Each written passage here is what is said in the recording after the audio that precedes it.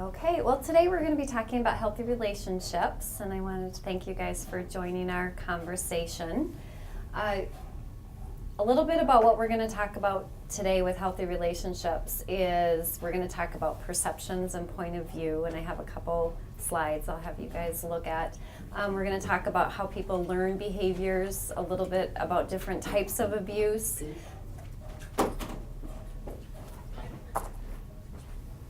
That's okay. Okay, one question. How did you start again? What should I say? I feel like I'm just jumping in and I'm not. Just jump in, because there's going to be a separate tab of like, welcome teachers, my name Okay. is Allison, blah, blah, blah, blah, blah, with just my face. So you don't have to do an intro, you can just jump right in. Okay, perfect. So today we're going to talk about healthy relationships. I wanted to thank you guys for being part of our discussion. We have a couple things on our agenda that you can see. We'll talk about a little bit about points of view, how people learn behaviors. We'll talk about different types of abuse. We'll talk about the people that we have in our lives, people that we have relationships with. We're going to talk about the concept of power, and then we're going to talk about the cycle of violence, a little bit about conflict, consent, and disclosure. So we have a lot on our agenda, what we're going to talk about, but hopefully you'll see how they all interact and go together as we talk about relationships that are healthy or relationships that are not healthy. So I have a picture here. Will you guys tell me what you see? A horse. Yeah. Horse? Yeah, horse. Frog. A frog. All right. Julian and Margaret, see the frog? Yeah. Okay, I'll help you. So why in this picture do most people see the horse but not everybody sees the frog right away? It's at the angle where it looks like a horse head. Oh, right, it is, and sometimes we just focus right on that horse. Mm-hmm. Any other reasons why it may be difficult to see the frog?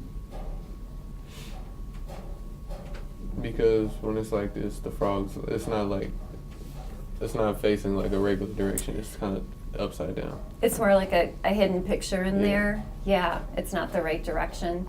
So what happened when Reed said frog? I saw the frog. Like, he just had to look at it a different way. Okay, and it was the realization that somebody saw something completely different than what you saw. Mm-hmm. And now that you've seen the frog, can you unsee the frog? Or you always know that he's there?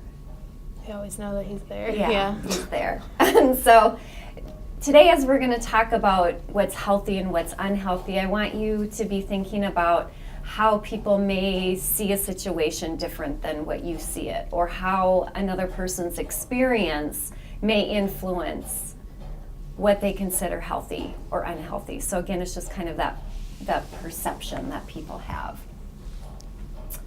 So how does this slide make you feel?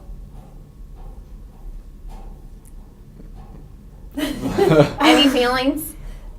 Happy. Yeah, happy. Yeah. Happy, Yeah. kind of makes you smile. Mhm. And when we talk about babies, we talk about babies being born kind of with a clean slate. Like they have no idea what violence is. And we talk about violence being a learned behavior. The other thing that's really interesting is that studies show that within hours of birth, infants already have the capacity to have empathy. So when you think of empathy, what do you think of?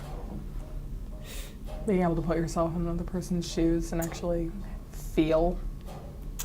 Yeah, not just I understand, but I kind of it gets inside. I understand what's going, even though it hasn't happened to me. I can have an understanding. Any other things you think of with empathy? I just know it's different from sympathy. Okay. Yeah. And they sound the same, but Mhm. they're very different. Sympathy, I feel sorry for you. Yeah. But empathy, I'm going to have an understanding Yeah. of what you're going through.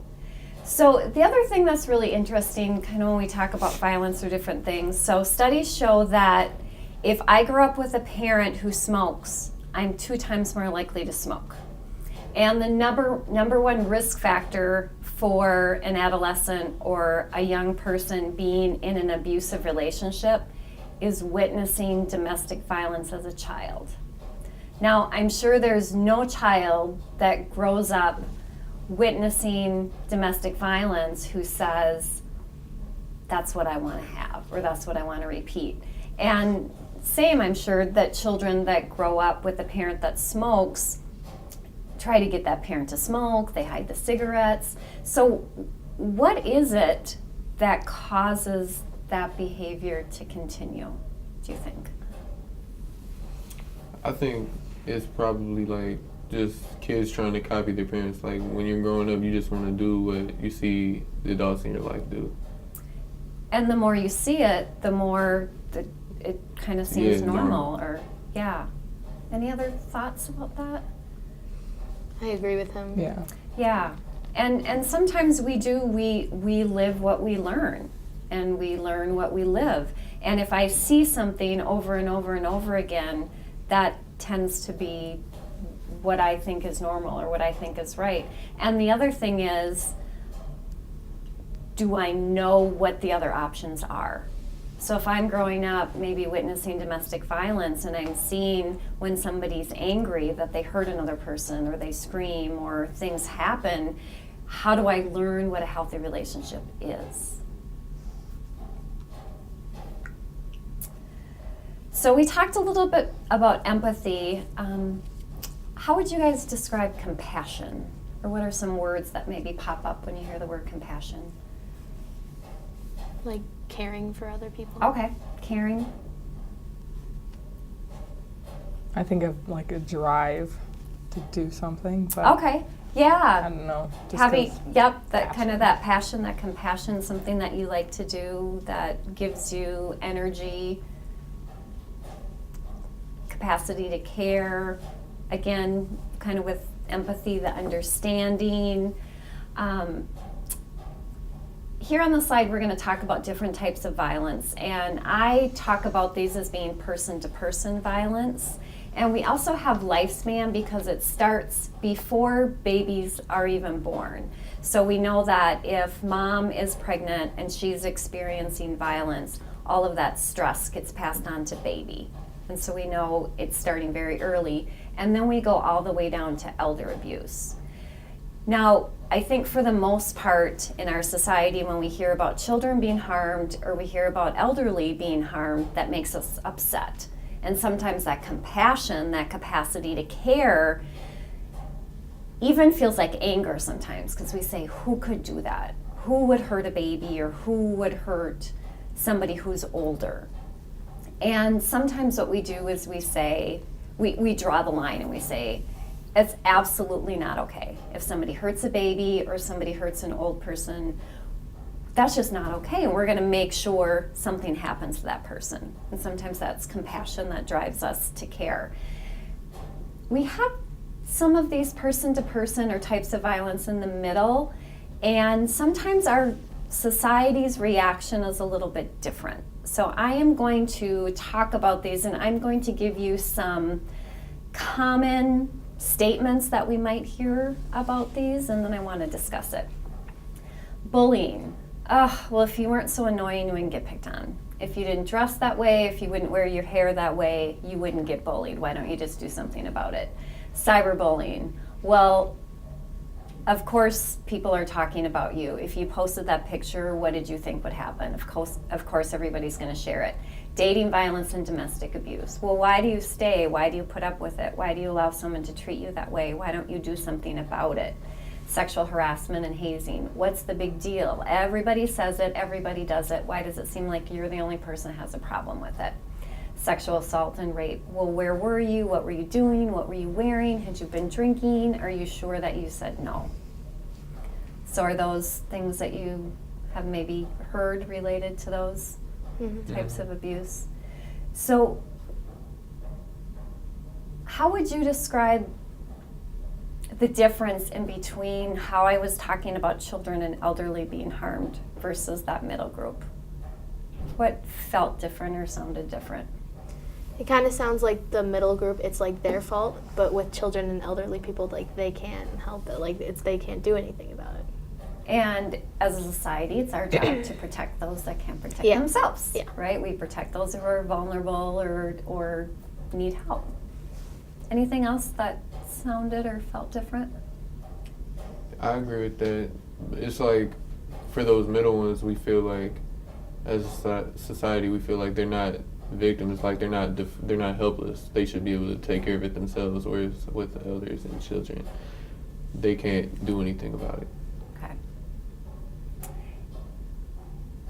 Now, when I was talking about child abuse and elder abuse, and I was saying, if you do something to hurt a baby, we're going to make sure something happens to you. Who's that you that I'm talking about? How do we describe that person? A person who harms another person.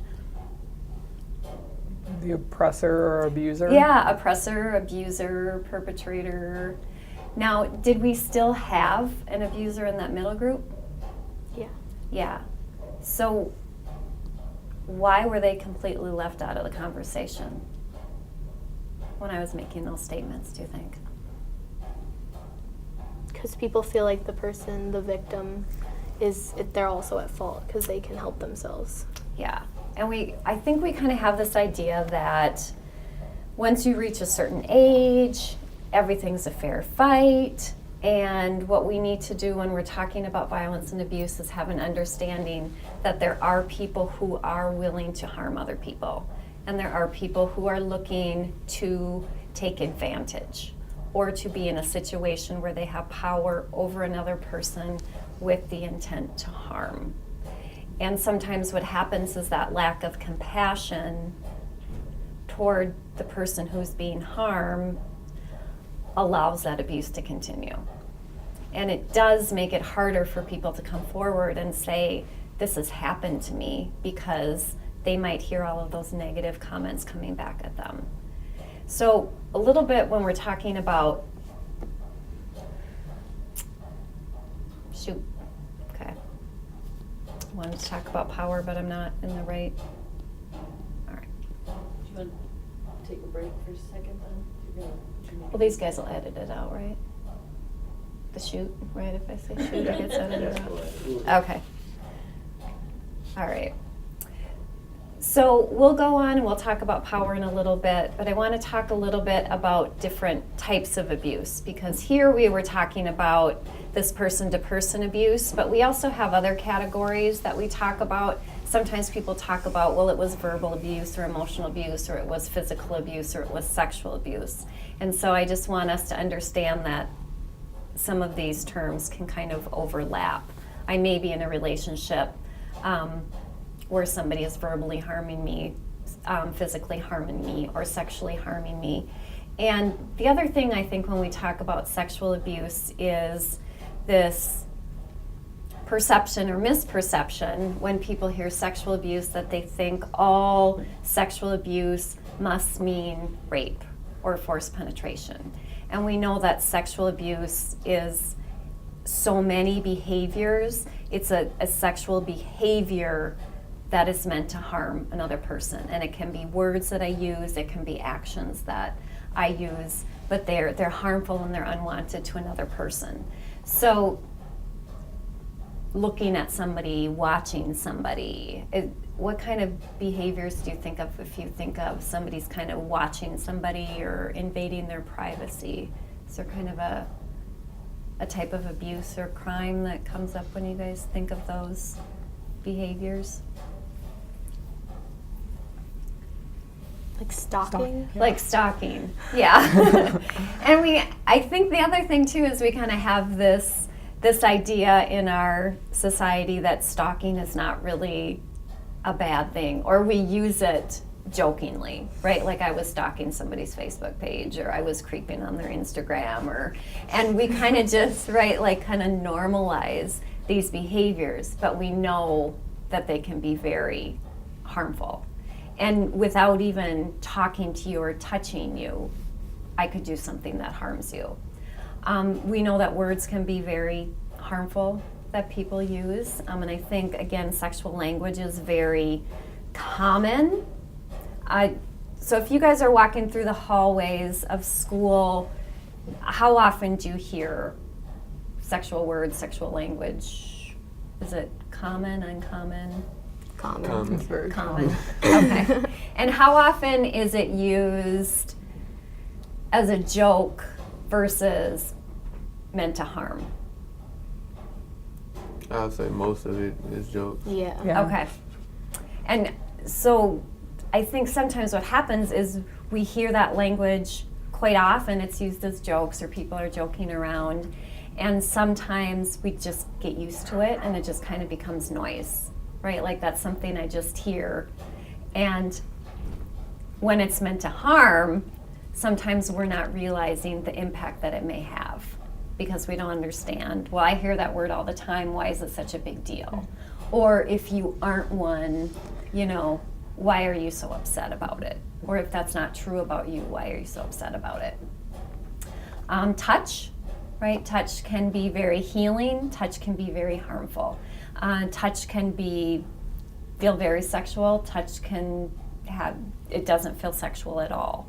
And a lot of times we know that sometimes sexual abuse starts with touch. Sexually explicit materials, so different things that we see online, movies, videos, all those types of things. If we're in a situation where someone is asking us to take pictures that we don't want to, or asking us to look at videos or things that we don't want to, that becomes an abusive behavior. And then we have all the way up to extreme assault and forced penetration. So I think sometimes we don't look at these other behaviors as being a type of abuse because we don't see the sexual nature of it, but we know that it can be harmful. So here we're going to talk about people that we have in our lives, and we'll talk a little bit about relationship. So in addition to talking about romantic relationships, I want you guys to be thinking about relationships that you have with friends, with teachers, with parents, people in your lives. So when you look at this list, who are people that help you? Parents, adult family members, teachers, coaches, doctors. Neighbors. Okay. And ideally, we would love every person to look at this list and say, I have so many people that I can go to if I need help. And we talk about having our net of 5 people that we can go to if we need help. How many of you guys, did you guys learn stranger danger when you were growing up? Yeah. So when you were little and your parents were talking to you about stranger danger, what did you envision when you heard the word stranger? Like, what was a stranger in your mind? Just an over-exaggerated kind of like threat, like don't like the unknown. Just they could do anything to you. Yeah, and it was unknown. It was going to be really scary, and even some children will even draw like a monster, like figure of somebody that you look at and will harm you. Yeah. And the reality is we know that children, adolescents, and even adults are more likely to be harmed by someone that they know, someone they have a relationship with, someone who has access to them, and someone that they trust. So unfortunately, when we're talking about abuse, we would like to look at this list and say, these are people that help me, but we can also look at this list and say, these are people who may harm me. And sometimes when it's someone that we know, Yeah. Hold on for the And use the restroom. There's dogs next door. Whenever you're ready. so as we talk about relationships that we have, in a little bit we'll talk about behaviors. So what we want people to do is, instead of looking at who that person is, how they're related to you, or what their title or their reputation is, we want people to look at how do they treat you and how do they make you feel. Sometimes what happens is, in a case of abuse or something, we just say, well, it couldn't be that person, or that couldn't happen there, or that type of person wouldn't do that. And so we know, unfortunately, that does happen. And so we want people to be looking at behaviors versus people. So power and control, what do you think of when you hear power? What comes to mind? Strength. Strength. You can do what you want when you want. Okay. And do you think, are you thinking negative, positive, neutral? I think negative. You think Yeah. negative with power? What if I say power over? That's negative. Negative. That's negative. Okay. And how would you describe power over a person versus having power with a person? Power over a person is like you control them and you boss them around. And what do you think of with power with a person? You're working together. You guys both have an equal amount of power. Okay. And so a lot of times when we're talking about relationships that are unhealthy, we see that it's unequal power. There's an imbalance of power where someone has power over another person and they're using that in a way to control or to harm. And sometimes, again, when we were looking at those other relationships where we were doing some victim blaming and we weren't holding the offenders accountable for their behaviors, sometimes if we look a little closer, we can see that it's not a fair fight. It's not equal power. And then that helps us to say, you know what, this isn't okay. There may be abuse going on, and we can see a little bit deeper into it. So when we're talking about unhealthy relationships, we see that people are using power in a way to have an advantage over another person with the intent to harm. And power can be used different ways. Size, strength, number of people, emotional investment, psychological power, any of these types of things is this idea of people using power over another person. Can you think of a situation where a person may feel powerless? Just any, it doesn't even have to be related to abuse, but a situation where a person may be thinking, I have absolutely no power in this situation. Maybe at work with like a boss. Okay. And they don't get to make the decisions. The boss is making all the decisions. Mm-hmm. And it could be power over, too. It could be a negative situation. Anything else you guys can think of where a person may feel powerless? Like victims of crimes, like getting robbed or something, maybe. Yeah, and in that situation, feeling like there's nothing I can do, and this person has complete power. And that's the other thing, too, is our reaction when someone has been a victim of a crime or a victim of abuse. Sometimes the questions that come out, well, why didn't you do something? Well, why didn't you fight back? Well, why didn't you, tell someone right away? And why may someone not tell that abuse had happened? Well, sometimes you might not be able to tell for yourself, or you don't want to admit it to yourself. It's hard sometimes to say it out loud, right? Something you're thinking, and sometimes even a person doesn't want to admit that harm has happened to them. Yeah. Any other reasons why someone may not tell? If they feel like telling won't do anything, like it won't make the situation better, it might make it worse, they probably won't tell. They've maybe been threatened by the person not to tell. Maybe they feel somebody won't believe them. Maybe they were doing something at the time that they feel they shouldn't have been doing, or they're afraid that they're going to get in trouble for, and then if I tell, someone will know this was going on, all those different things. And a lot of times when we look at those situations, we look at there's something about that situation where it's not equal power. And we want people to understand that there are people that you can talk to, and there are people that understand this imbalance of power. But again, we have a lot of those messages in society that are victim blaming and are not understanding. We really have to work on that. Okay, so we're going to talk about the traffic light. How many of you guys have your driver's license? I know, it's kind of a dying thing with your age. It's like when I was your age, like as soon as you turned 16, you were right there, but it's not quite as common. So when I look at the traffic light, I look at the red light, the abusive, meaning stop. And then with that yellow light that we have controlling, I think about that. I like to use that phrase, wait a minute, just wait a minute. And then green light, we have healthy, which means proceed and go right ahead. So some of you may have not had driver's ed, but in driver's ed, what do they tell you that a yellow light means? Caution. Like, Caution slow, and just stop. slow Yeah. down, prepare to stop. And a flashing yellow is caution. Like something's coming up, we want you to pay attention to. And I like to use this light because I like to use it as we talk about relationships too. In a relationship, that green light, healthy, everybody's good with what's going on. You're okay with what I'm doing, I'm okay with what you're doing. I think we're also really good at identifying the abusive, the red light behaviors, but sometimes the yellow light is what we get stuck on. So we're going to talk about behaviors a little bit today.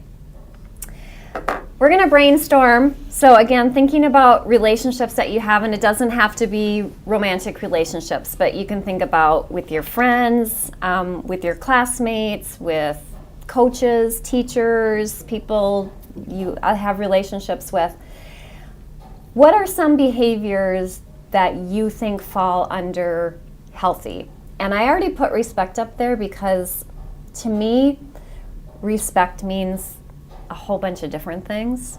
And so sometimes we just say respect and it gets overused a little bit. So I'm looking for some more specific behaviors. Within a relationship, what are some actions or behaviors that you think belong, or you would say that's healthy, that's good to happen in a relationship? Communication. Communication.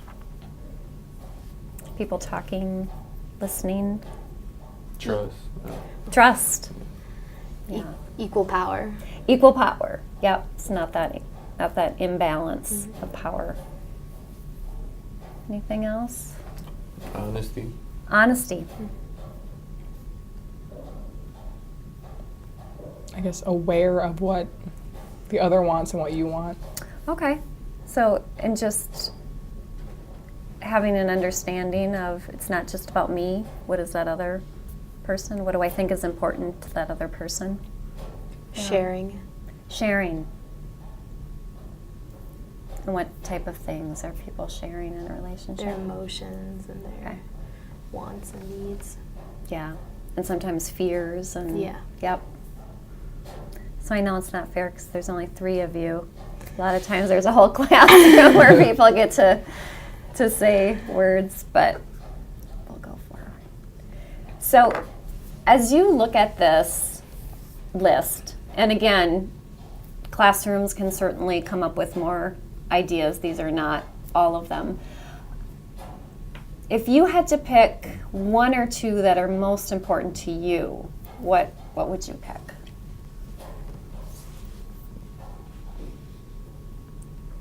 Safety and communication. Safety and communication. And why were those kind of?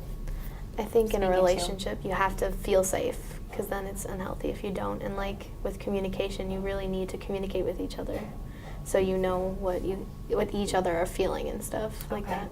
Yeah. Reed or would- Julian? I would say respect and boundaries. Okay. And what is it about boundaries that was kind of calling to you? Because I don't think you could have a healthy relationship if one person is always invading on the other person. Like, you gotta have your own life. Okay. Yeah. Reed, how about you? Anything? I'd say individuality and Okay. probably boundaries too. Yeah. And again, no matter what the relationship is, we're going to say, as a human, I deserve to have these, but also it's my duty to give these to other people that I'm in a relationship with. And hopefully we can go back and we can look at, well, you know, what's missing in this relationship or what's making it not a healthy relationship. And sometimes it is that communication, letting that person know, well, boundaries is really important to me, or having my own outside interest is really important to me, so you can have that communication. All right, how about controlling? So we're not to red light yet, but these are just some of those, I like to call them behaviors that kind of bubble up. Think of any controlling relation or controlling behaviors that happen in relationships? Not letting the other person do what they want to all the time, like trying to stop them and make them be with you. Okay, you're in a relationship with me, so you're going to spend all your time with me and Yeah. not your friends and not your other outside interests. And Yeah, like what he said, like the individuality part of it Yeah. is important. You're no longer individuals, you become like this melded thing Yeah. together. Yeah.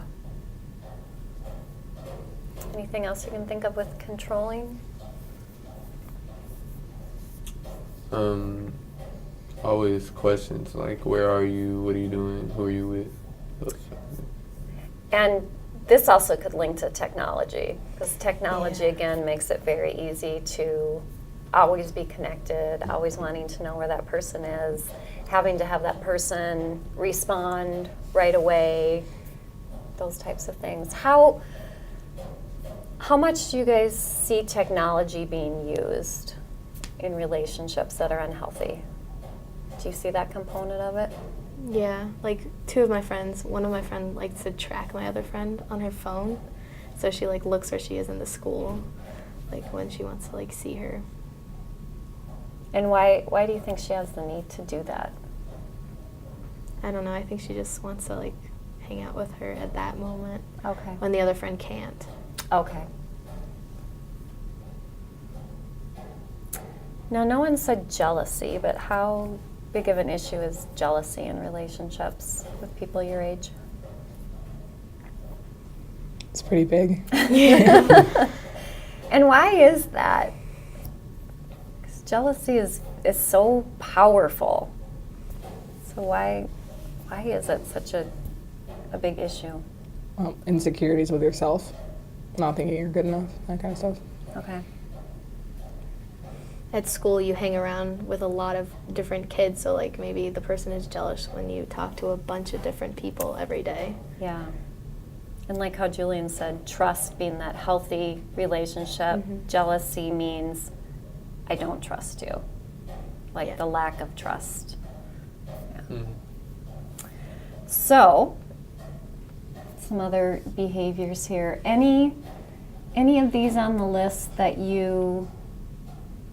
for you would be a deal breaker, right? If somebody does this behavior with me, that's kind of crossing the line. You guys have any? thoughts about this? Isolating. Isolating. Yeah, embarrassing too. Embarrassing. Yeah. Yeah. The embarrassing and like the put down. Yeah.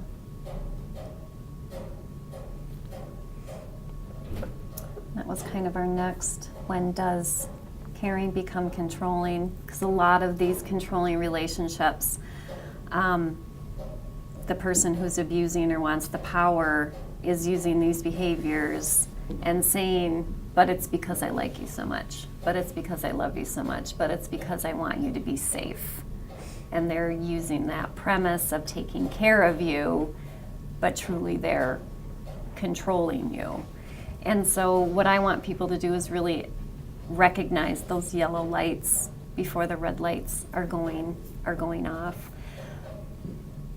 So let's say I'm out, first time I'm out with somebody, we meet at a restaurant. As soon as I get there, the person tells me they don't like what I'm wearing, they think I don't look good, maybe they tell me I look fat in my outfit or something.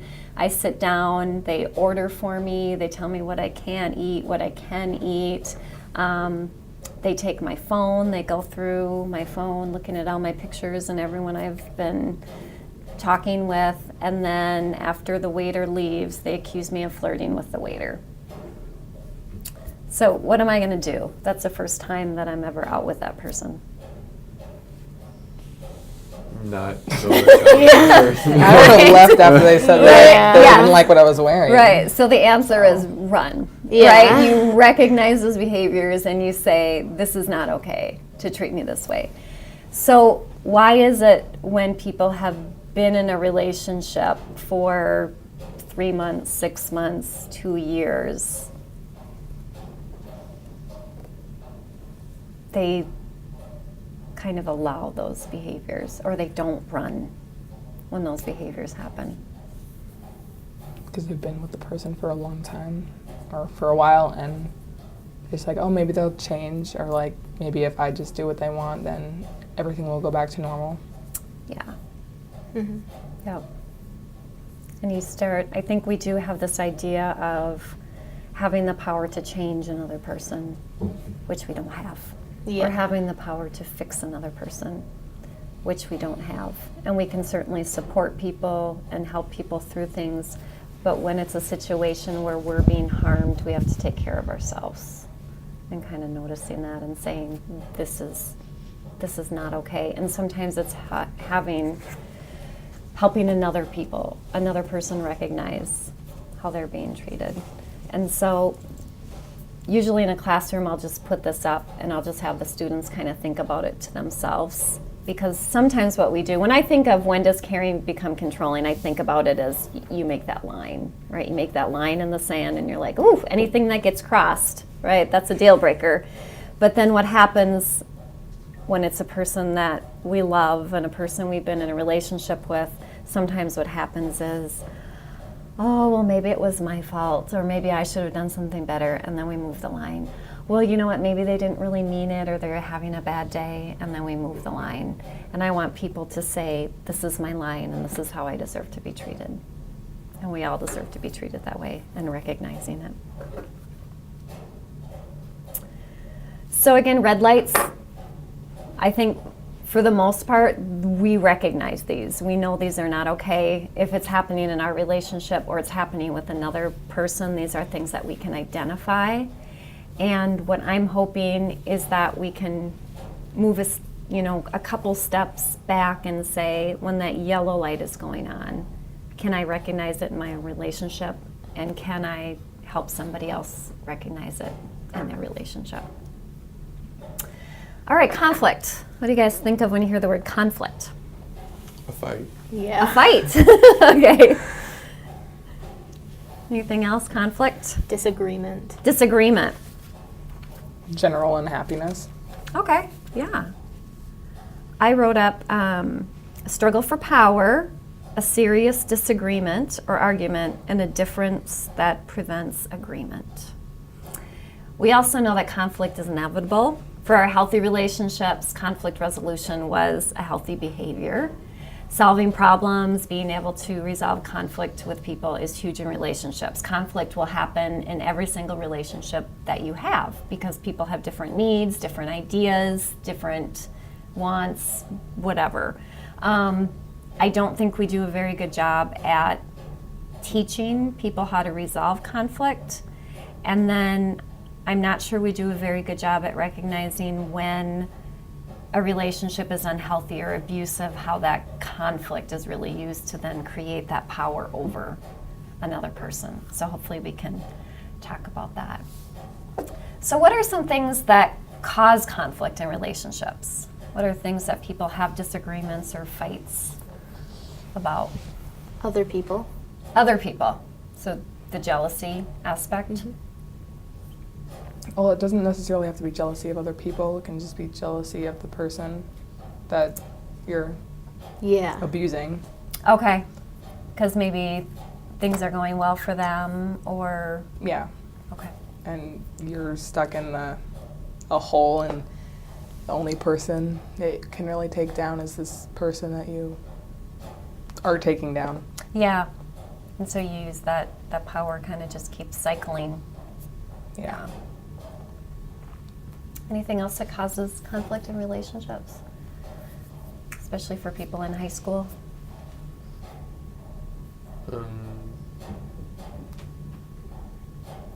Maybe like family. Okay. Yeah. So we're going to talk a little bit about the cycle of violence, and we're going to stick conflict in there between honeymoon and tension. But honeymoon, the beginning of the relationship, I always call it everybody's on their best behavior, right? Hair's combed, teeth brushed every day, everybody looks good, right? And I only want you to see the best parts of me. So let's say I am starting a relationship with this person, and I know that this person has been in very horrible relationships before me. Why do I think that with me it will be different? Maybe you think you can change them. Okay, it's going back to I can change it, I can fix it. Any other thoughts of why I think Well, you're not like the other people. Okay, because this is me. It's a completely different situation. And a lot of times what we do is maybe we blame those other people for how bad it was and not the person that I'm in the relationship with.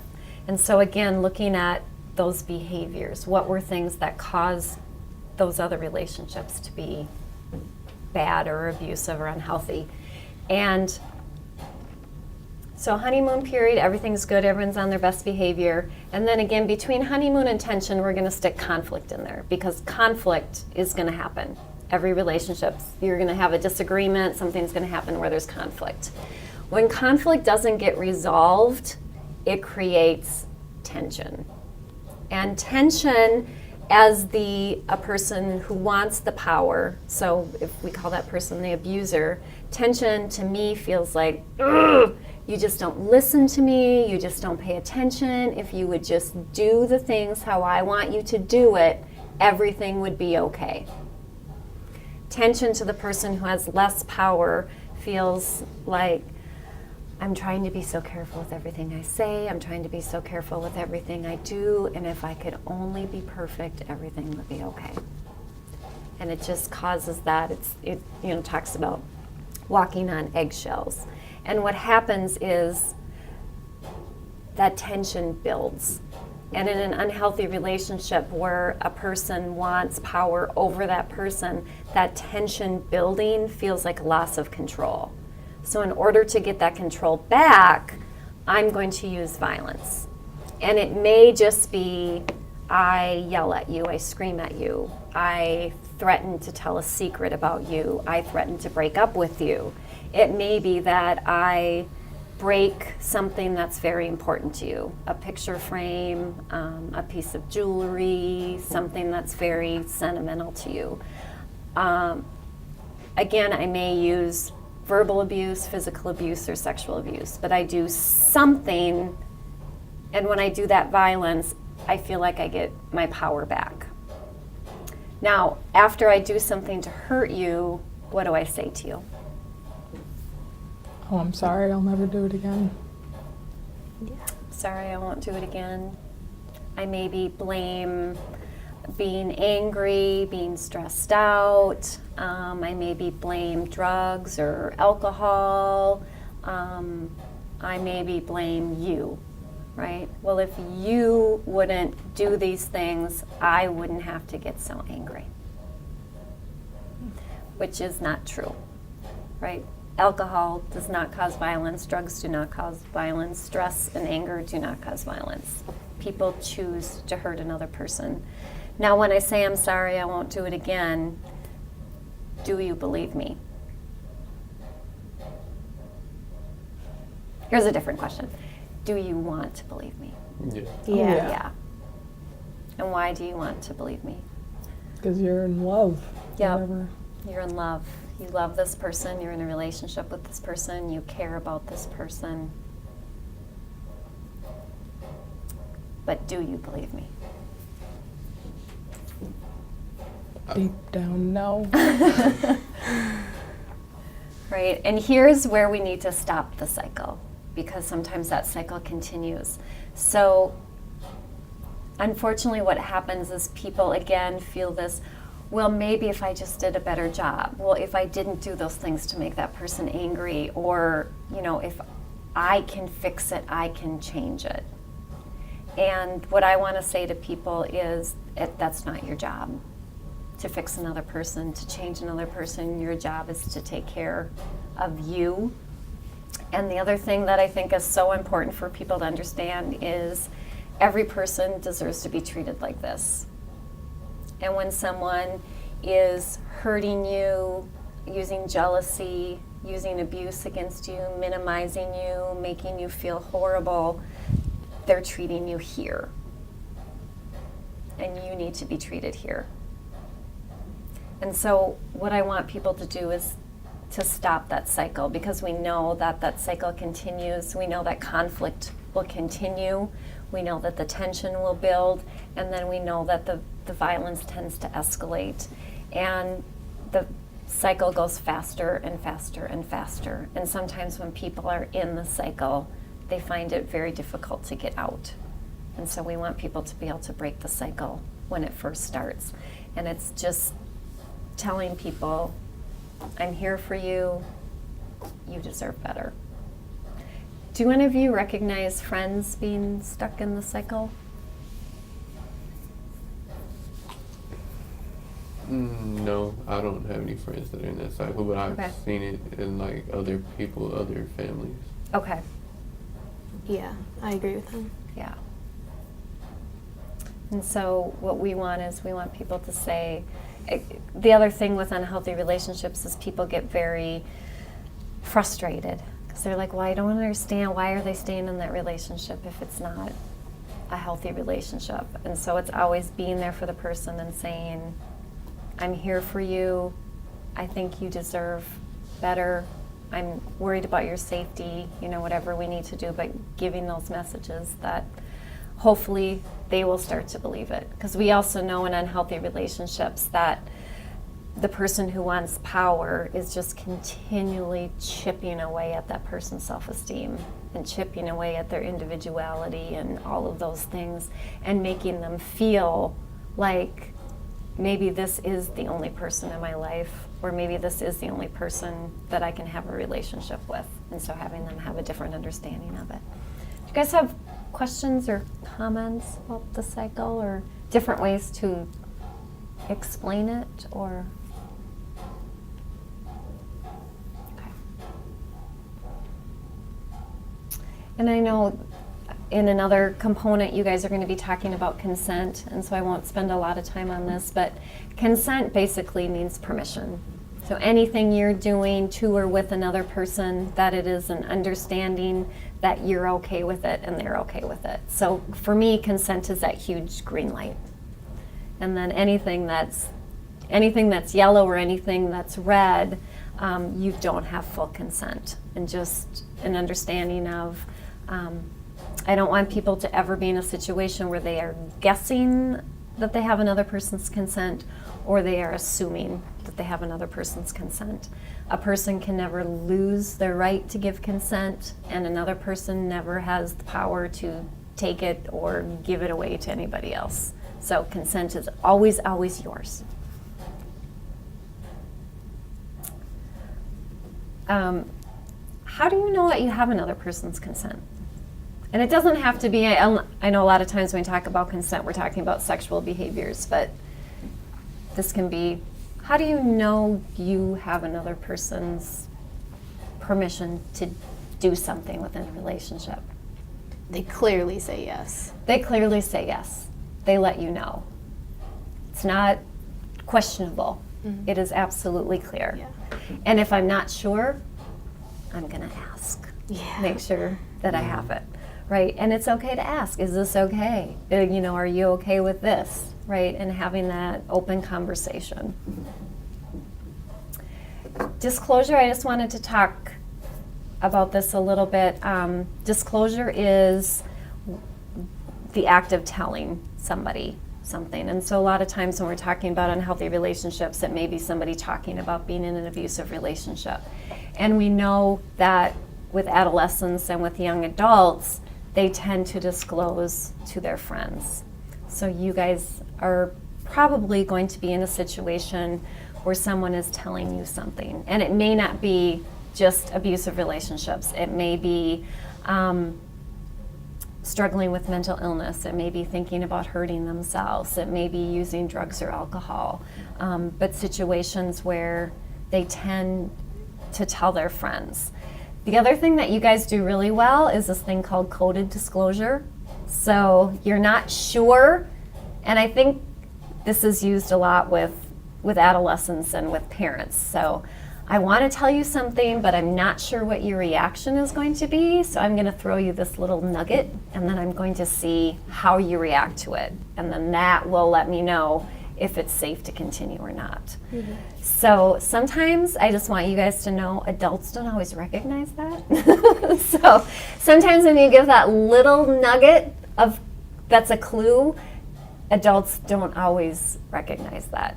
So I think sometimes there's a disconnect between people that say, well, I did tell you about that, right? Or I tried to have that conversation with you, and the adult is going, I don't remember you saying anything, or I don't remember this conversation.